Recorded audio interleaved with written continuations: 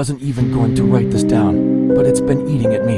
It was late, I was half asleep, head bumping against the train window, and I thought I was alone. Out of the corner of my eye I saw him at the far end of the car, slouched in tattered clothes, shoulders hunched like he was carrying something invisible.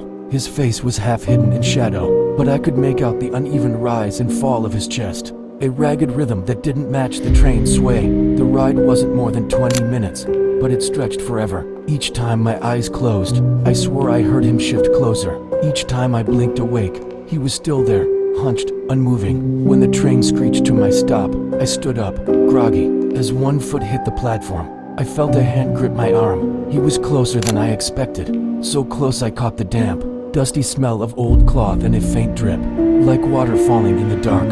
His face was lined, eyes sunken deep like he hadn't slept in years. He studied me like someone trying to remember a word. Then, softly, almost embarrassed, he asked, "What's your name?" I should have brushed it off, but I was tired, and I didn't want to be rude. My name slipped out before I could stop it. He nodded once, as if that was enough. The corner of his mouth twitched into something unreadable, half smile, half scar. When I looked again, he was back in his seat like he hadn't moved at all. The platform looked bright and ordinary. I told myself it was just a strange late-night encounter. Still, I rubbed at my wrist the whole way home. The skin wasn't broken, but it felt raw, like something had pressed there too long. By the time I got into bed, the whole thing felt stupid. Just a weird guy on the subway asking a question. I fell asleep. I dreamed I was back on the train. The hum should have been there, steady, but it was swallowed by a sound I couldn't place. A wet, ragged breath dragging through the dark. At first it felt like it came from everywhere at once. Then I saw him, his chest heaved with every uneven pull, his face strained like each breath was costing him.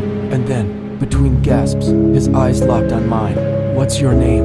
I woke in a puddle of sweat, heart hammering, the question still hanging in my head like I hadn't escaped it. The next few days passed quietly. I worked, scrolled my phone, tried to laugh at myself for getting spooked. Nothing strange happened. No one grabbed me, no weird dreams. It almost felt like the whole thing had been in my head, until last night.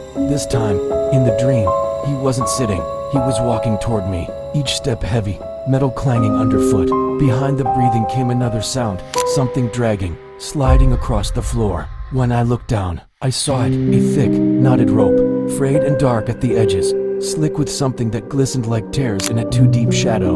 His mouth barely moved, but I heard it clearly, rough and deliberate. "Say it again." The word slipped out before I could stop it. My own name, but this time it wasn't just me. A dozen other voices echoed mine, broken and layered, like a chorus rising from a shadowed place I couldn't see. He smiled that same faint, unreadable smile. I haven't looked at my wrist since I woke. It itches, though, hot, like something's twisting tighter. At work today my coworker called me by the wrong name, then laughed it off.